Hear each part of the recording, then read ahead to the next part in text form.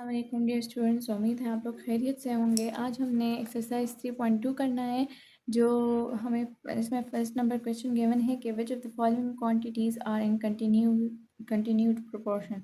तो हमें क्वेश्चंस जो इसके 3 पार्ट्स गिवन हैं, हमें इसमें फाइंड करना है कि इसमें कौन से कंटिन्यू प्रोपोर्शन में है।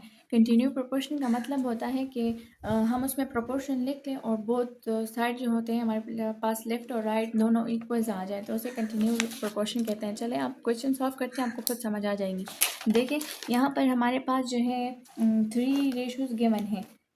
इसमें जो दरमियान वाला होता है इसे हम फिर 2 दफ़ा ले लेते हैं। इस तरह करते हैं कि एक होता है 4, पहले से लिख देते हैं, सोल्यूशन के बाद इसको लिखते हैं। उसके बाद हम करते हैं 2 find continued proportion.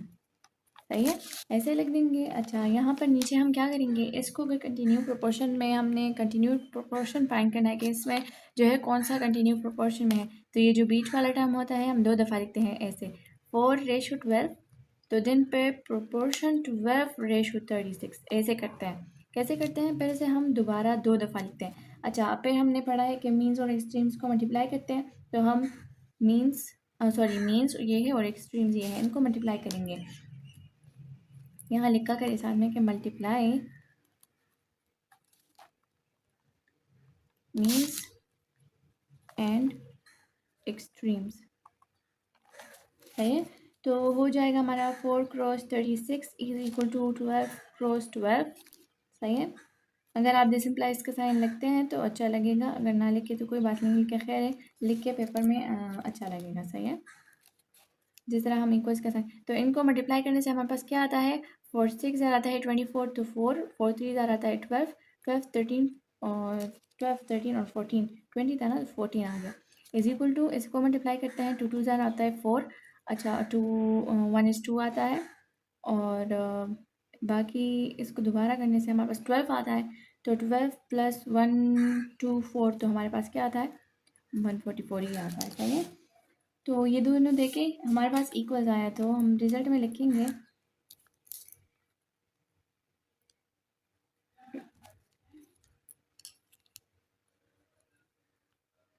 hence 4 12 and 36 are in continued proportion। सही है, समझ आई। हमारे पास अगर दोनों इक्वल्स आए, बोथ साइड के वैल्यूज़ इक्वल्स आए फिर आंसर्स, तो हमारे पास वो नंबर वो जो हमें गिवन होंगे वो हमारे पास कंटिन्यू रेशो में होंगे। दूसरा क्या है कि 3 12 और 39, तो इसे भी करते हैं। चलें 3 12 और 39 डायरेक्ट करती हूँ, आप नोटबुक में नीट लिखा करें। सही है, 3 हो जाएगा हमारा, रेशो हो जाएगा 12, प्रोपोर्शन 12 एंड रेशो 39 है ना, हाँ 39 हो जाएगा। मीन्स प्लस एक्सट्रीम्स, तो 3 क्रॉस 39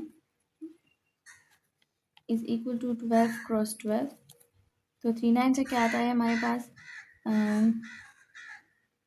39 से आता है 27 और 3 3 ज़ार 9 9 10 11, तो हमारे पास क्या आता है 117 इज इक्वल टू, इसको हमने पिछले वाले में मल्टीप्लाई किया तो हमारे पास 144 आया था। तो देखिए हमारे पास इक्वल्स नहीं है, तो रिजल्ट में लिखेंगे कि that is not in continue proportion. Result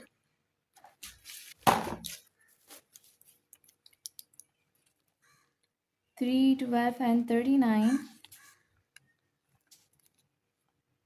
are not in continued proportion।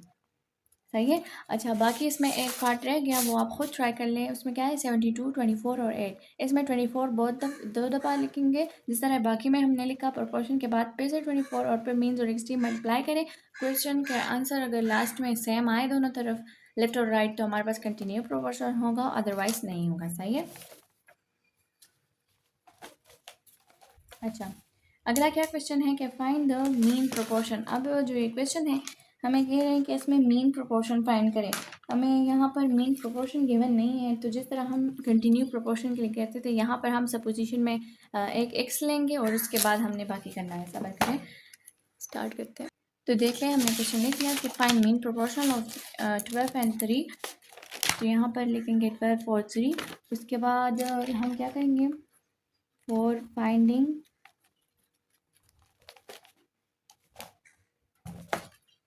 Mean proportion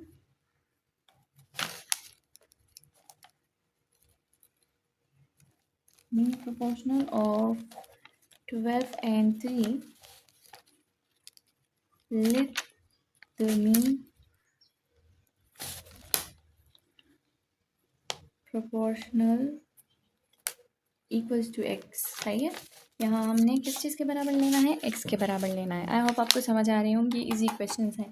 अच्छा, तो हमारे पास क्या हो जाएगा, 12 रेशो x प्रोपोर्शन x और रेशो 3। समझ गए, ये हमने मीन प्रोपोर्शन की जगह ले लिया। अच्छा, अब हमने मीन्स और एक्सट्रीम्स और मीन्स को मल्टीप्लाई करना है, तो हो जाएगा x multiply x equals to 12 multiply 3। तो हमारे पास हो जाएगा x square is equal to 3 2 ज़्यादा आता है 6 और 3 1 ज़्यादा है 3, तो हमारे पास आता है 36। अच्छा, अब हमने जो है सिर्फ x की वैल्यू चाहिए, तो टेकिंग स्क्वायर रूट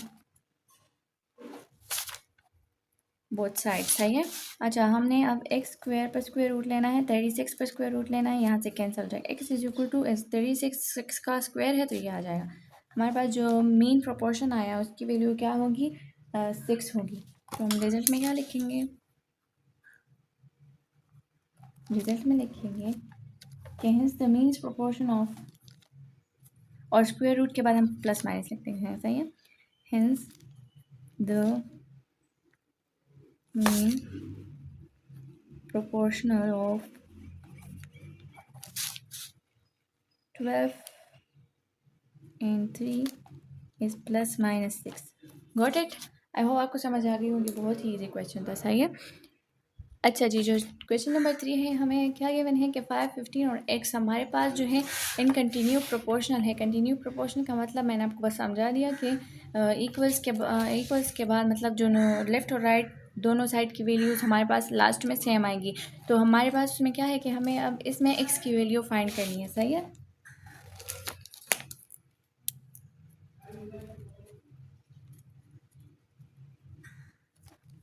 सही है।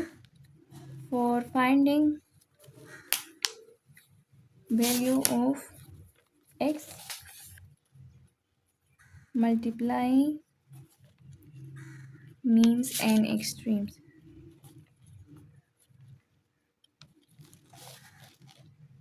सही है, और इसको पहले इस मीन्स और एक्सट्रीम के फॉर्म में तो लिखते हैं 15 इस तरह और x। सही है। अच्छा, अब हमने एक्सट्रीम्स और मीन्स को मल्टीप्लाई करना है। दिस इम्प्लाइज दैट 5 क्रॉस x इक्वल्स टू 15 मल्टीप्लाई 15। तो हमारे पास हो जाएगा 5x इज इक्वल टू, इन दोनों को मल्टीप्लाई करने से हमारे पास क्या आता है, लाइक 15 स्क्वायर लेना है, तो 15 स्क्वायर जो है हमारे पास होता है 225 के बराबर। सही है।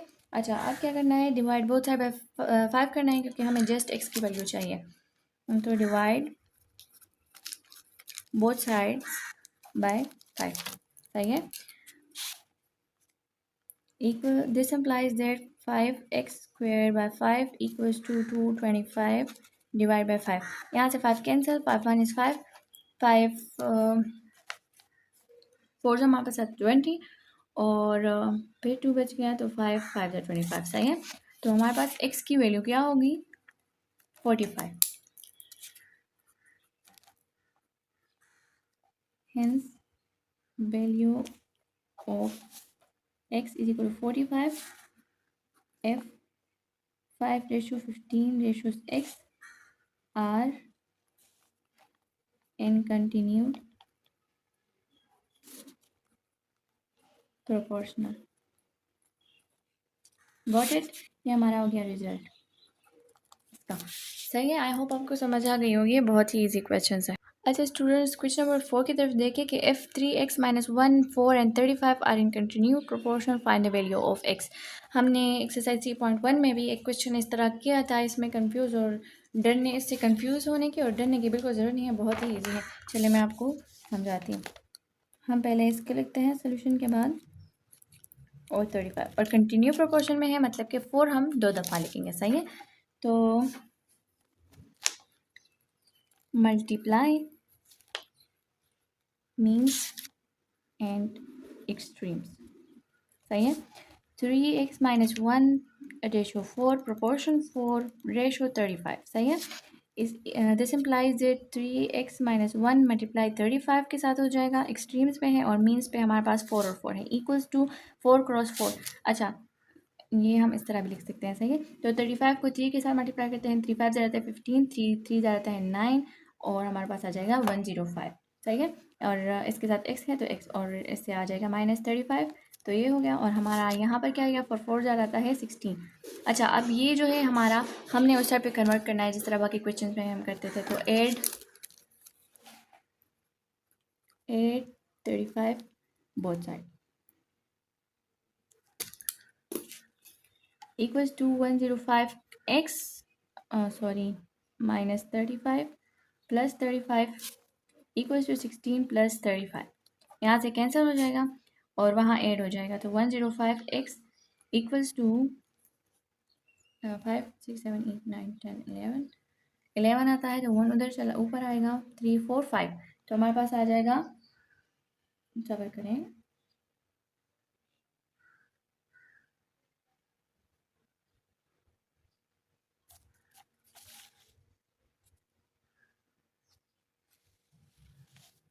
राइट।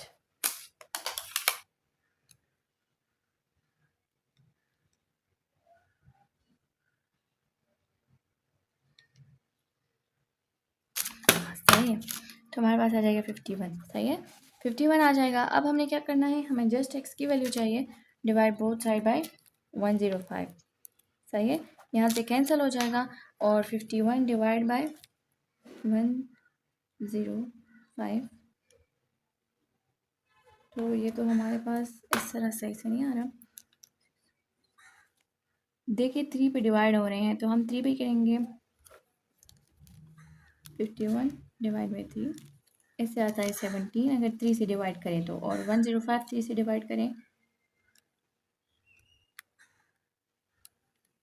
तो इससे आता है हमारे पास 35। सही है, इन दोनों को अगर हम मल्टीप्लाई करें तो हमारे पास ये आता है, तो x equals to 17 divide by 35, और ये मज़ीद हमारे पास नहीं हो रहे हैं, 7 8 और 5 6 7 8, तो ये हमारे पास मज़ीद किसी भी चीज़ पर डिवाइड और मल्टीप्लाई नहीं हो रहा है, तो इसका आंसर यही होगा। सही है,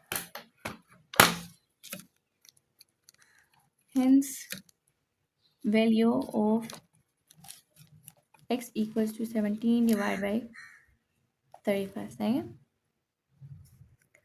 अगर हमारे पास ये 3x - 1 और 4 और 35 हमारे पास कंटिन्यू रेशो प्रोपोर्शनल में होंगे तो x की वैल्यू हमारे पास ये आएगी। सही है, अच्छा जी, सो हमारा जो 5 नंबर क्वेश्चन है, हमें क्या कह रहे हैं कि find mean proportion of a² - b², और दूसरा क्या गिवन है कि a + b divide by a - b। तो हम यहाँ क्या करेंगे, late x be the mean proportion, x be the mean proportion। सही है, तो देन हम इस तरह लिखेंगे कि a² - b² ratio x proportion x ratio a + b divide by a - b। सही है, अच्छा फिर हम क्या करते हैं, एक्सट्रीम्स मल्टीप्लाई और means multiply means and extremes. सही है, तो हो जाएगा x multiply x, this implies equals to a² - b² multiply a + b - a - b। सही है, अच्छा तो ये हमारे पास हो जाएगा x², और आपको और पता होगा कि ये जो है हमारे पास फार्मूला है a² - b² is equals to A plus b और ए माइनस बी, ये वाला फार्मूला है हमारे पास, सही है। तो हम इसी वाले फार्मूले को यहाँ पर पुट कर देंगे, हमारे पास ये वाला फार्मूला बनता है, इसी को यहाँ पर पुट करते हैं, इक्वल्स टू इसे खोल के लिखते हैं, सही है, ए प्लस बी और ए माइनस बी, सही है, multiply A plus B divide by A minus B. So जिस तरह हम बाकी फ्रैक्शन वगैरह क्वेश्चंस में करते हैं, यहाँ पर हमारे पास ये वाला कैंसिल हो जाएगा और ये दोनों मल्टीप्लाई हो जाएंगे, तो x square is equal to a square हो जाएगा प्लस बी स्क्वेयर हो जाएगा, सही है। और इसको हम कंबाइन, इस पर एक्स स्क्वेयर भी ले सकते हैं, तो x square equals to A plus B whole square, सही है, ऐसे भी लिख सकते हैं। अच्छा, अब हमें जस्ट एक्स की वैल्यू चाहिए, तो taking square root both side, सही है, तो हो जाएगा एक्स स्क्वेयर पर square root equals to A plus B whole square and square root, ये कैंसिल हो जाएगा, ये भी X equals to plus minus A plus B, square root के बाद ये आता है, सही है, जैसे हम इसका साइन लिख के, तो हमारे पास क्या हो जाएगा,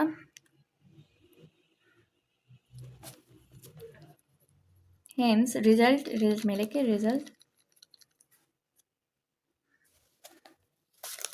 में लेके ना कि hence X equals to plus minus A plus B, hence ना लेकर बस ये इसी के बराबर हो गया, रिजल्ट ये लिखिए, सही है, ये हमारा हो गया आंसर। आई होप आप लोगों को समझ आ गई होगी, और साथ ही प्रैक्टिस किया करें ताकि आपके लिए एग्ज़ाम में आसानी हो, और अगर कोई मुश्किल है तो दोबारा से पूछ लें, फिर बता दिया जाएगा, सही है।